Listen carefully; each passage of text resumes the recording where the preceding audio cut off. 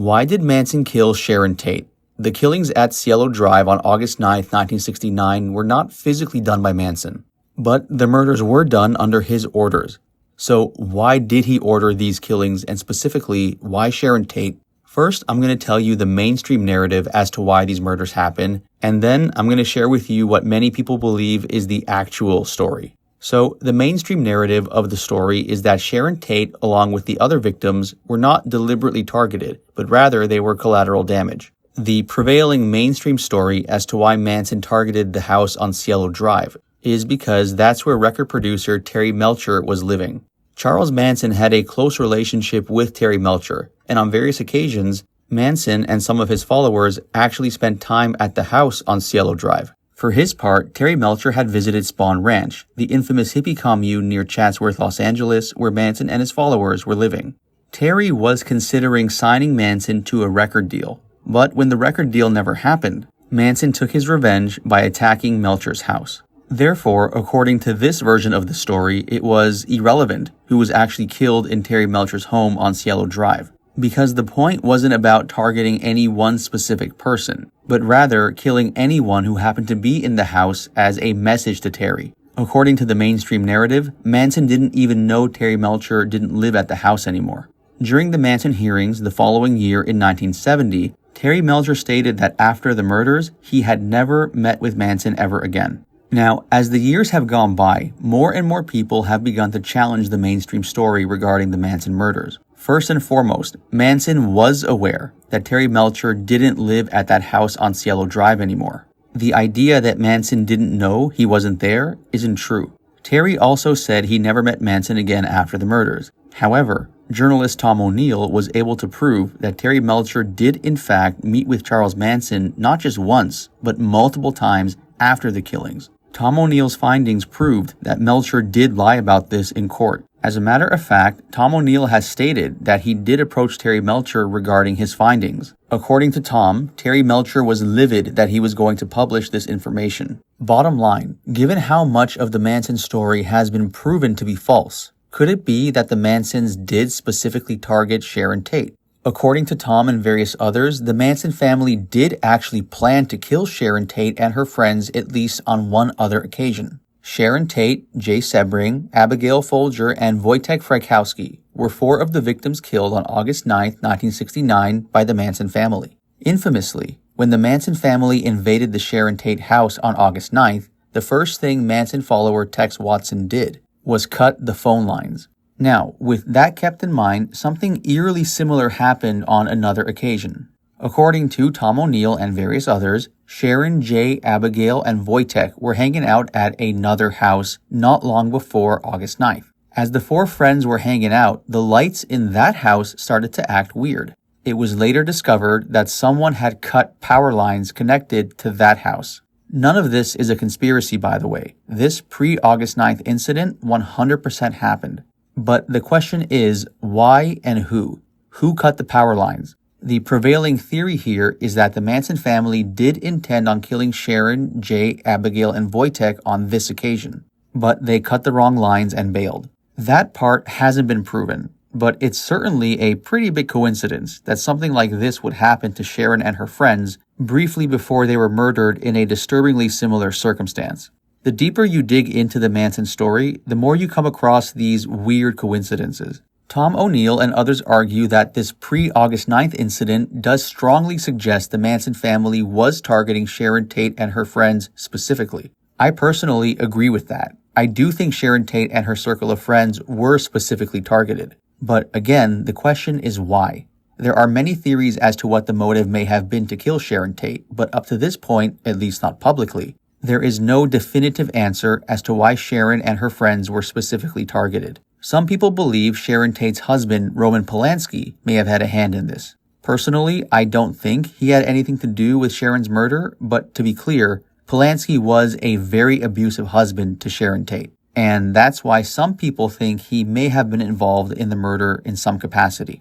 Regarding Polanski's abusive behavior, for instance, it's well documented that when Sharon Tate told Polanski she was pregnant, Polanski demanded she get an abortion. When Sharon didn't agree to have an abortion, Roman ditched Sharon in Los Angeles and flew out to London. In London, Roman had a very public affair with Michelle Phillips of the Mamas and the Papas. Michelle was a friend of Sharon's. Ditching your pregnant wife in another country and publicly cheating on your pregnant wife with her friend, that's not exactly a healthy relationship. Then, after the murders, police in Los Angeles found video of Polanski forcing Sharon Tate into having threesomes. As a matter of fact, Roman Polanski was known to show sex tapes of Sharon to his house guests. Polanski has a very disturbing sexual history. Most notably, of course, in 1977, Roman Polanski raped a 13-year-old girl in the U.S. That's why he permanently fled the United States for France in order to avoid the legal consequences. Bottom line, Polanski was both emotionally and sexually abusive towards Sharon Tate. According to the film, J. Sebring, Cutting to the Truth, Sharon Tate was actually planning on divorcing Polanski. This film was made by J. Sebring's nephew, Anthony DiMaria.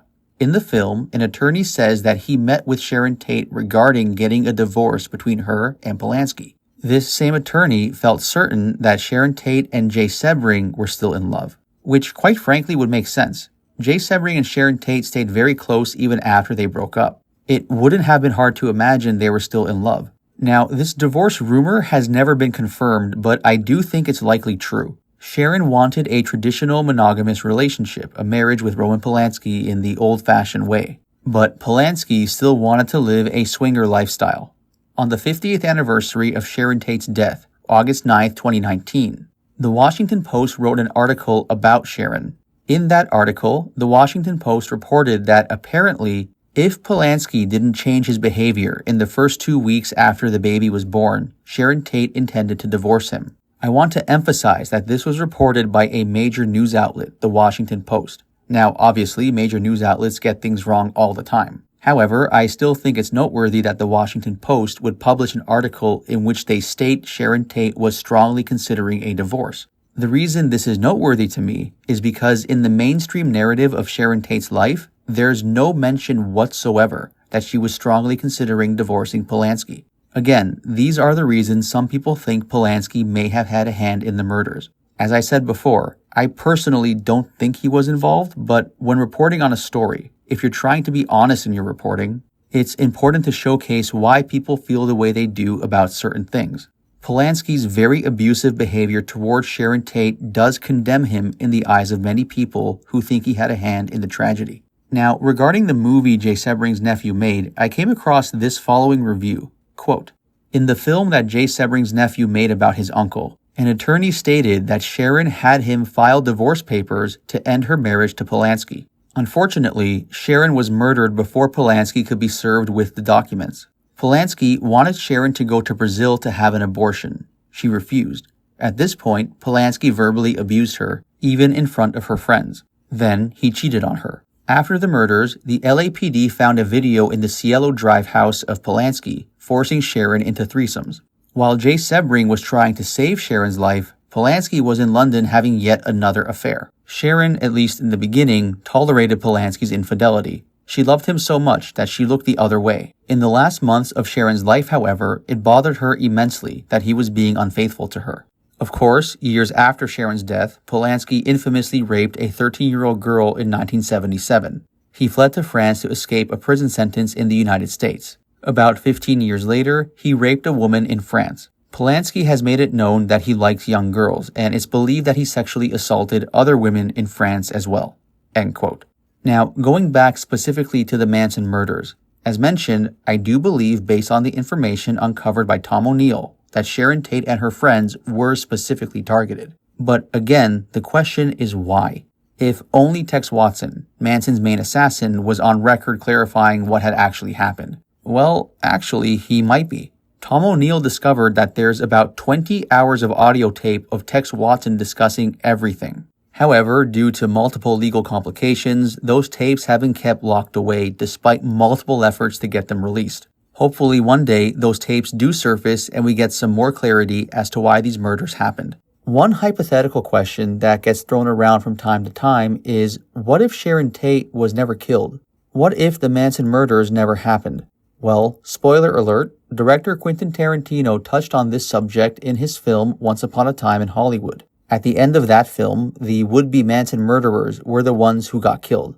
Sharon Tate and her friends all survived, and that's where the film ends. As of this posting on August 9th, 2025, which is the 56th anniversary of the Sharon Tate murders, director David Fincher is in the process of making a sequel to Once Upon a Time in Hollywood. This sequel will focus on Cliff Booth, Brad Pitt's character from the first film. David Fincher has directed Brad Pitt in 3 other major movies: Seven, Fight Club, and The Curious Case of Benjamin Button.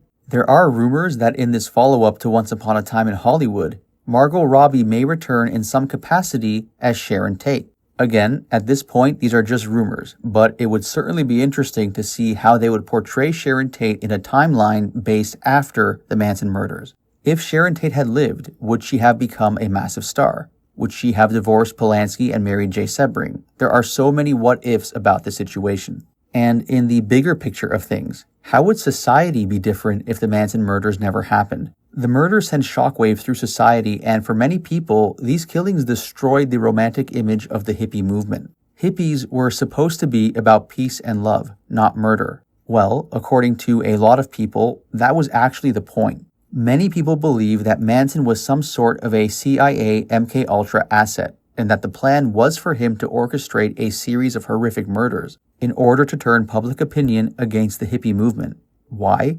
Because the hippies were against the war in Vietnam and many other key issues to the government. I'll be doing a deeper dive into that subject in another video. For now, however, I do want to touch on something I discussed in a previous video, which I found very interesting, especially since it's not a very well-known story. Apparently, Sharon Tate had a vision of her body mutilated years before the murder actually happened. Did Sharon have some sort of a premonition about the Manson murders? I'm going to share with you that story in a few minutes, but first, here's a quick clip of Charles Manson himself deflecting any responsibility for the Sharon Tate murder. After you knew what that had happened at Sharon Tate's, the most brutal murder that people were aware of. Not that there's not a lot of other brutality around, but this got attention. What'd you think? Well, I looked over in Vietnam and I said... No, what'd you think about Sharon Tate and her unborn baby? What did I think about it? Yeah.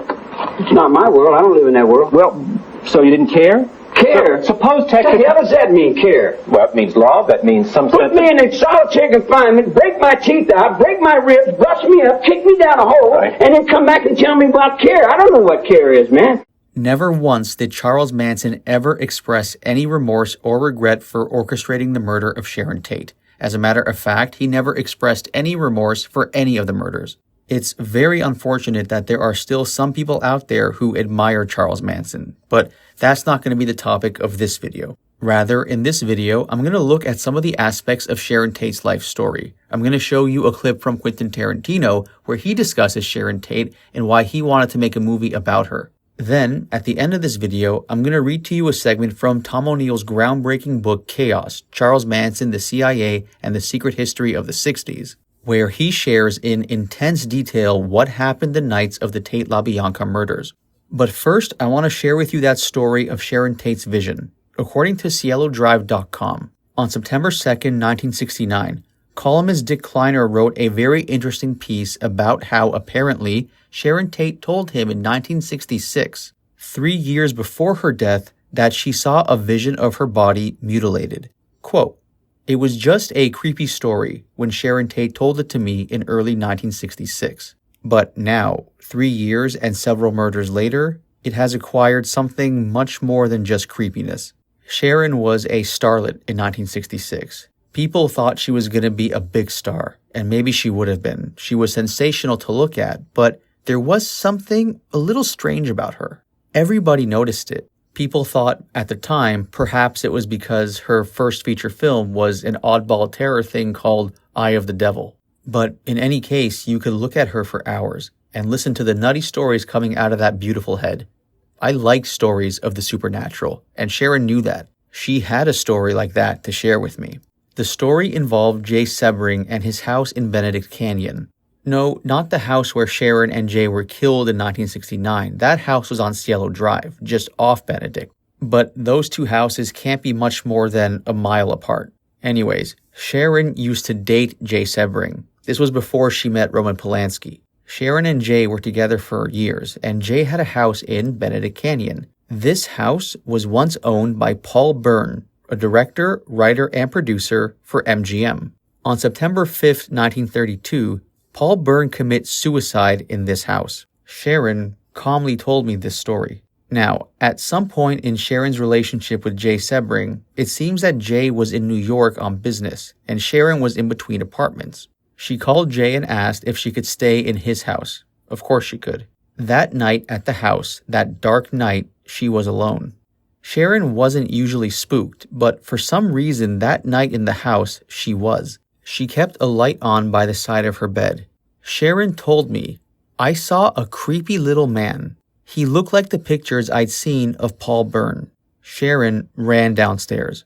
When she got downstairs, she wished she was still upstairs.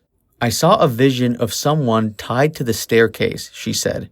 "It might have been me. It might have been Jay, but whoever it was, this body was cut open at the throat." Sharon needed a drink to calm her nerves. She eventually found the house bar, and there was some wallpaper by that bar. For some reason, Sharon picked away at the wallpaper and tore it down. Strange how the mind works. Worrying about wallpaper when ghosts are wandering around upstairs and mutilated bodies are tied to the staircase downstairs. Sharon thought it must have been a dream. She decided to find out and went back upstairs. According to Sharon, the mutilated body was still tied to the stairs. Could it have been her body or Jay's body? And that creepy little man was still prowling around upstairs. But Sharon went back to bed and somehow slept. When Jay Sebring came back the next morning, he woke her up. She remembered the events of the night before, but it must have been a dream. However, according to Sharon, Jay called out, "Hey, who tore the wallpaper off by the bar down here?"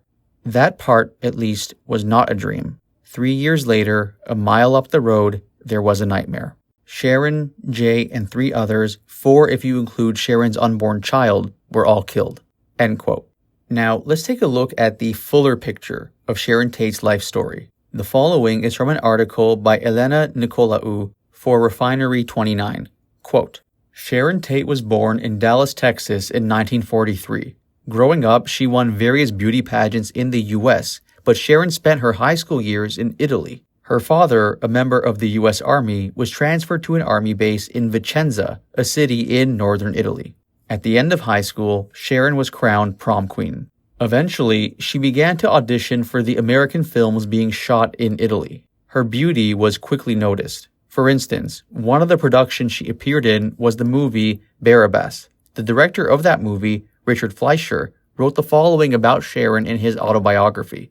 "I pointed Sharon out to my assistant and told her that I wanted Sharon in every close shot I could possibly use her in. After getting a taste of Hollywood, being a prom and pageant queen wouldn't cut it anymore for Sharon Tate. Her father happened to receive a military transfer to Los Angeles, so in 1962, Sharon moved to LA. Soon, she was brought to the attention of Beverly Hillbillies producer Martin Ranselhoff, who said to Sharon, "Baby, we're gonna make you a star."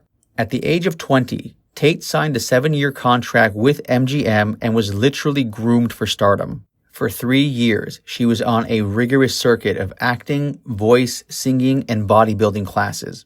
One of the last vestiges of the star system, Sharon didn't have control over her day-to-day schedule or her career direction. She briefly appeared in the movie Sandpiper starring Elizabeth Taylor, and allegedly, a jealous Elizabeth Taylor requested that Sharon Tate's scenes be deleted. In 1967, MGM deemed Tate ready for stardom. She was starring in 3 films, including a documentary featurette called All Eyes on Sharon Tate. Playboy magazine even declared 1967 as the year Sharon Tate happens. What finally shot Sharon to stardom was the 1967 movie Valley of the Dolls. Now, Sharon Tate's love life, unfortunately, is tied with her death. In 1964, Sharon began dating Jay Sebring, Hollywood's first celebrity hairstylist. They were together for 3 years. Tate even learned how to cut hair in Sebring's salon, which A-listers like Paul Newman, Warren Beatty, and Steve McQueen frequently visited. The couple got engaged but never made it to the church altar. Sharon began dating director Roman Polanski. She had been cast in his film The Fearless Vampire Killers, and they fell in love on set. The two got married on January 20th, 1968 in London, England. Their marriage was scrutinized by both tabloids and their inner circle. Polanski was a very controlling husband. At parties, Polanski would even screen sex videos he made with Sharon for his guests. Furthermore, Polanski wasn't happy when he found out Sharon was pregnant. When Sharon refused to have an abortion, Roman Polanski began to have affairs with other people, like Michelle Phillips of the Mamas and the Papas. Now, going back to Sharon's other significant romantic partner, Jay Sebring. Despite their relationship having ended, Jay and Sharon remained close friends. He was with her the night of her death and was also murdered by the Manson family on August 9, 1969. A few weeks before the murder, Sharon was in London with Polanski.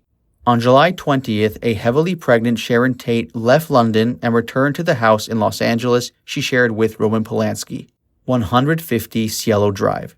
At the time, coffee heiress Abigail Folger and her boyfriend Wyotech Frykowski were also staying at the house along with Jay Sebring, who planned to stay with Sharon until she gave birth. Polanski planned to leave London on August 12th in time for the birth, but of course, by the time he returned, it was too late. Early morning on August 9th, 1969, Sharon Tate was stabbed 16 times. Folger, Frykowski, Sebring, and a teenager named Stephen Parent were also killed by members of the Manson family. Sharon Tate's unborn child, named Paul Richard Polanski, died 20 minutes after his mother stopped breathing. The following night, Leo and Rosemary LaBianca were killed in their home.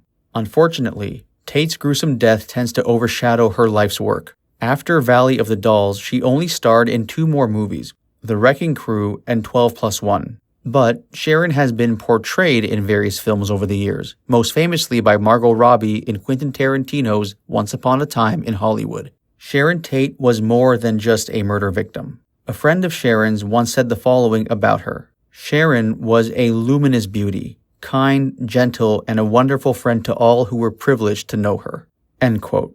Now, interestingly, in terms of Once Upon a Time in Hollywood, I came across an interview of Quentin Tarantino discussing why he wanted to touch on Sharon Tate's story. This is a clip from that interview with SiriusXM. I first became aware of Sharon Tate in 1969, before the murders, because my parents took me to see The Wrecking Crew. And I had an immediate crush on her because, one, she was really pretty, and she's like, she plays like a clumsy klutz in the movie, so she was really funny. And she brought the house down. I really remember that screening. I mean, all the gags she did just floored the audience. And so naturally, you're a little boy, and you see this pretty girl, and she's doing pratfalls and being like Jerry Lewis or something. It was like, oh, wow, you have an instant crush on her. I mean, she was lovely. I didn't know that she was murdered, like, for a long, long time. The murders happened, but then it wasn't a year later until they captured the Manson family.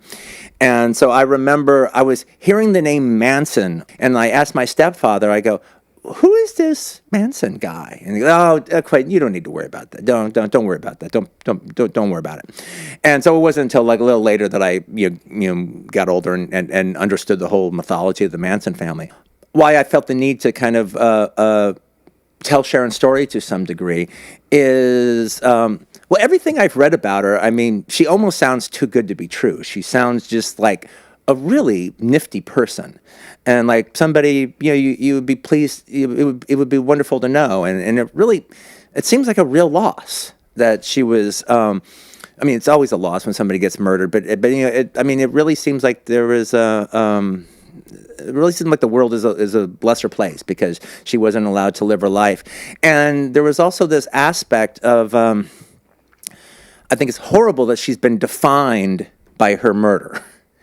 And one of the things I can say about the film that I'm absolutely proud of is because of the movie, I don't think that's necessarily the case anymore. I don't think she's just defined by her victim status as a murderer. Now people, I think they became I think they were very intrigued by Margot Robbie's performance in it, and I think they looked her up. So she just, she's not just a murder victim. And I think now, if you go back, because every 4 years or so, they 2020 does a big Manson special, or they do some big special on the Manson family.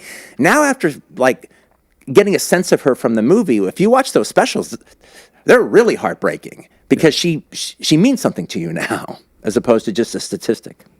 I'm going to read to you now a quote from Tom O'Neill's book Chaos, where he discusses in gruesome detail the Tate LaBianca murders. Tom O'Neill did a fantastic job with this book, and I definitely recommend getting a copy if you want to learn the true story about what happened. Quote, August 8th, 1969. Late that night at the Spawn Movie Ranch near Chatsworth, Los Angeles, a man and 3 women got in a beat-up yellow 1959 Ford and headed towards Beverly Hills. A ranch hand heard one of the women say, "We're going to get some pigs." That woman was Susan Sadie Atkins, 21, who'd grown up mostly in San Jose. The daughter of 2 alcoholics, she said that her brother and his friends would often molest her. She had dropped out of high school and moved to San Francisco, where she'd worked as a topless dancer and gotten into LSD. "My family kept telling me, 'You're going downhill,'" she would later say. "So I just went downhill all the way to the bottom." Huddled beside her in the back of the car was Patricia Krenwinkel. 21, from Inglewood, Krenwinkel had developed a hormone problem as a kid, leading her to overeat and fear that she was ugly and unwanted. As a teen, she got into drugs and started to drink heavily. One day in 1967, she left her car in a parking lot, failed to collect the 2 paychecks from her job at an insurance company, and disappeared. In the passenger seat was Linda Kasabian, 20, from New Hampshire. She played basketball in high school, but she dropped out to get married. The union lasted less than 6 months.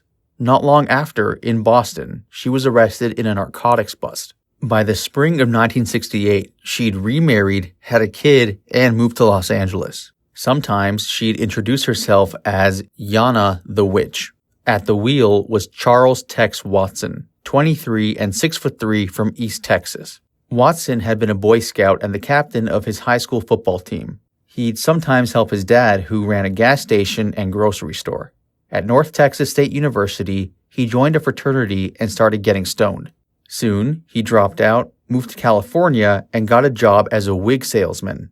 One day, he picked up a hitchhiker who turned out to be Dennis Wilson of the Beach Boys, a chance occurrence that changed both their lives forever. That night in August of 1969, in the yellow Ford, Tex, Susan, Patricia, and Linda were all dressed in black from head to toe. None of them had a history of violence. They were part of a hippie commune that called itself the Family and lived in isolation at the abandoned Spawn Ranch. More than anything, the family lived in accordance to the whims of their leader, the 34-year-old Charles Manson, who had commanded the 4 of them to take their trip that night in August. The 4 arrived at 150 Cielo Drive, where the actress Sharon Tate lived with her husband, the filmmaker Roman Polanski. Polanski was away in London at the time, scouting locations for The Day of the Dolphin, the movie in which a dolphin is trained to assassinate the President of the United States. The drive to Cielo would have taken about 40 minutes. It was just after midnight when they arrived. It was quiet there, seemingly worlds away from the hustle and sprawl of Los Angeles. The Tate House, built in 1942, had belonged to a French actress who'd modeled it on the Norman country estates of her youth. This beautiful house sat on 3 acres of isolated land nestled against a hillside. From this house, you could see views of Los Angeles glittering to the east and Bel Air's fulsome estates unfurling to the west. On a clear day, you could see straight to the Pacific 10 miles out. Anyways, Tex Watson scaled a pole to sever the phone lines to the house. Tex had been here before, and he knew where to find them right away. There was an electric gate leading to the driveway, but instead of activating it, the 4 elected to jump over an embankment and drop onto the main property. All of them were carrying buck knives. Watson also had a .22 buntline revolver. Kasabian remained on the outskirts, keeping watch. The other 3 crept up the hill toward the secluded estate. At the top of the driveway, they found Stephen Parent, an 18-year-old in the wrong place at the wrong time. He was there visiting the caretaker in the guest house to sell him a clock radio. He was sitting in his dad's white car, having already rolled his window down to activate the gate control. Tex approached the driver's side of the car and pointed his gun at Stephen's face. "Please don't hurt me. I won't say anything," Stephen screamed, raising his arm to protect himself. Tex slashed his left hand with the knife, slicing through the strap of his wristwatch. Then he shot Parent 4 times. In his arm, his left cheek, and twice in the chest. Parent died instantly, his blood beginning to pool in the car. Those 4 shots rang out through the air, but no one in the house at 150 Cielo seemed to hear them. It was a rustic home of stone and wood. Finding no open windows or doors, Tex cut a long horizontal slit in a window screen outside the dining room and gained entry into the house. He went to the front door to let Atkins and Krenwinkel in. In the living room, the 3 killers came across Wyotech Frykowski, a 32-year-old Polish émigré and an aspiring filmmaker, asleep on the couch with an American flag draped over it. Rubbing his eyes to make out the figures clad in black and standing over him, Wyotech stretched his arms and, apparently mistaking the Manson family for friends, asked them, "What time is it?" Tex aimed his gun at Wyotech and said, "Be quiet, don't move, or you're dead." Wyotech stiffened, the gravity of the situation beginning to seize him. "Who are you?" he asked, "and what are you doing here?" "I'm the devil, and I'm here to do the devil's business," Tex replied, kicking Wyotech in the head. Susan Atkins then found a towel and used it to bind Wyotech's hands as best as she could. Then, on Tex's instructions, she looked through the house, searching for others. She came to a bedroom where she saw a woman reclining on a bed, reading. Abigail Folger, 25, the heiress to a coffee fortune. She'd been staying at the house with Wyotech, who was her boyfriend since April. Now, she glanced up from her book, smiled, and waved at Atkins, not realizing the danger. For her part, Atkins responded in kind and continued down the hall. Crazy. Atkins peered into a second bedroom, where a man sat on the edge of a bed talking to a pregnant woman who lay there in lingerie. The man, Jay Sebring, 35, was a hairstylist. His shop in Beverly Hills attracted a wealthy, famous clientele. He'd been the first one to cut hair in a private room as opposed to a barber shop. He'd served in the Navy during the Korean War. An intensely secretive man, he was rumored to allow only 5 people to keep his phone number. On the bed with him was his ex-girlfriend, Sharon Tate, then 26 and 8.5 months pregnant with her first child. She'd recently filmed her biggest role to date in 13 Chairs, and her manager had promised she'd be a star someday. Born in Dallas, Texas, Tate was the daughter of an Army officer. She grew up in cities scattered across the globe. Her beauty was such that she'd apparently stopped traffic, literally, on her first visit to New York. She'd been a homecoming queen and a prom queen. Even at 6 months old, she'd won a Miss Tiny Tot contest in Texas. A film career, she hoped, would get her noticed for something beyond her good looks. There, on Cielo Drive, at the home she called the Love House, Tate was optimistic about her future. She believed her child would strengthen her marriage with Polanski, who sometimes demeaned her. Now, having reported back to Tex, Susan retied Wyotech's hands with a piece of nylon rope. She went to bring the others into the living room, returning with Folger at knife point, and then with Sebring and Tate. "Come with me," she told them. "Don't say a word, or you're dead." In their shock and confusion, they offered the intruders money and whatever else they wanted, begging them not to hurt anyone. Tex ordered the 3 who'd come from their bedrooms to lie face down on their stomachs in front of the fireplace. Sharon Tate began to cry. Tex told her to shut up. Taking a long rope, he tied Sebring's hands behind his back and ran a length around his neck. He looped the rope around Tate's neck next and then Folger's, throwing the rest of it over a beam in the ceiling. Sebring struggled to his feet and protested. Couldn't this man see that Tate was pregnant? He tried to move towards Sharon, and Tex shot him, puncturing a lug. Sebring crumbled onto the zebra skin rug by the fireplace. Since they were all tied together, his collapse forced the screaming Tate and Folger to stand on their toes, to keep them from being strangled. Tex dropped to his knees and began stabbing the hairstylist incessantly. Standing up again, he kicked Sebring in the head. Then he told Krenwinkel to turn off all the lights. "What are you going to do to us?" Sharon Tate asked. "You're all going to die," Tex said. Wyotech had managed to free his hands. He lunged towards Atkins, attempting to disarm her. But she forced her knife into his legs, stabbing him constantly as they rolled across the living room floor, a tangle of limbs glinting with steel. He pulled her long hair, his blood spraying everywhere, and he'd been stabbed more than 6 times. But Wyotech staggered to his feet. Atkins had lost her knife, so he made a run for the front door, and with Atkins still pummeling him, got as far as the lawn. Tex shot him with 2 bullets and then tackled him to the ground, pounding the butt of his gun against the back of his head again and again. He hit him with such force that Wyotech's skull cracked. Inside, Sharon was sobbing. Then Folger, who lifted the noose from her neck, ran down the hall and out the house through a side door. She was halfway across the front lawn when Krenwinkel caught up to her and brought her knife down, stabbing her 28 times. Tex joined in and Folger went limp, saying, "I give up. I'm already dead." Drenched in blood and their own sweat, the two killers rose to see Wyotech yet again on his feet stumbling towards them. Soon, they were stabbing him with the same mechanical precision, forcing steel through flesh, bone, and cartilage. The coroner tallied 51 stab wounds to Wyotech, plus 13 blows to the head and 2 bullet wounds. Atkins had remained in the house with Sharon, who was whimpering, sitting on the floor, still only in lingerie and bound by the neck to the dead body of her former lover, Jay Sebring. She was the only one still alive. She was due to give birth to the child, a boy, in 2 weeks. Tex came back inside and ordered Atkins to kill her. Tate begged her to spare her life, to spare her unborn child. "I want to have my baby," she said. "Woman, I have no mercy for you," Atkins responded, locking her arm around Tate's neck from behind. "You're going to die, and I don't feel anything about it." She stabbed her in the stomach. Tex joined in, and the pair stabbed her 16 times until she cried out for her mother and died. Atkins dipped her fingers into one of Tate's wounds and tasted her blood. It was, quote, "warm, sticky, and nice," she'd later recall. "To taste death and yet give life," she said. Wow, what a trick.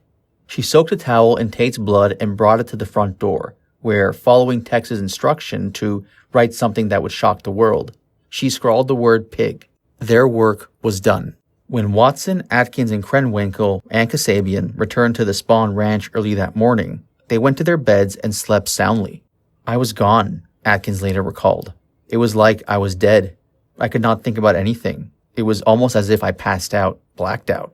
My head was blank. There was nothing in me. It was like I had given it all." At 150 Cielo Drive was a scene of such callous, barbarous devastation that it shook something loose in the national psyche. August 8th and August 9th suddenly seemed to describe different realities. Media accounts were quick to infer something more sordid than ordinary homicide, something occult had occurred. One paper called the murders a, quote, bloody orgy. Others reported ritualistic slayings and overtones of a weird religious rite. The facts were unavailable or misreported. Maybe drugs were involved. Maybe they weren't. Maybe Sebring had been wearing a black hood of a Satanist. Maybe he hadn't. The big picture was one of supernatural ruin. An officer at the scene said the bodies looked like mannequins dipped in red paint. Another said, "It's like a battlefield up there." Pools of blood had soaked into the carpets. According to Time magazine, stray bullets were lodged in the ceiling. In Roman Polanski, whose films were errantly, even proudly occultist, the public found someone onto whom it could project its fatalism. A popular press account said that mere minutes before he learned of the murders, Polanski, at a party in London, had been discussing a friend's death. "Eeny, meeny, miny, mo," he said. "Who will be the next to go?" With that, the phone rang and he was summoned to hear that his wife and friends had been brutally murdered. But it wasn't over. The next night at the Spawn Ranch, the same group convened with 3 additions. There was 18-year-old Stephen Grogan, a musician and high school dropout, and the 19-year-old Leslie Van Houten, a former homecoming princess from the suburbs of Los Angeles. And then there was Charles Manson, their leader.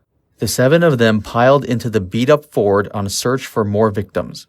After nearly 3 hours of restive driving through Los Angeles and its environs, Manson finally settled on a home in Los Feliz, at 3301 Waverly Drive, next door to a house he'd once stayed in. Manson broke into the house by himself, armed with a pistol and a knife. Others maintained that he brought Tex Watson with him. In any case, he spotted Leno LaBianca, 44 years old, a grocery store owner, asleep on the couch. Leno's wife, Rosemary, 38 years old, was in the bedroom. Rosemary was paranoid that people had been breaking in and moving their furniture around lately, and, like the whole city, she was spooked by the Tate murders the previous night. Even so, Manson was apparently able to walk right in through an unlocked door, and he tied up the couple by himself. Then, Manson rejoined his followers at the bottom of the long driveway, where they were waiting in the car.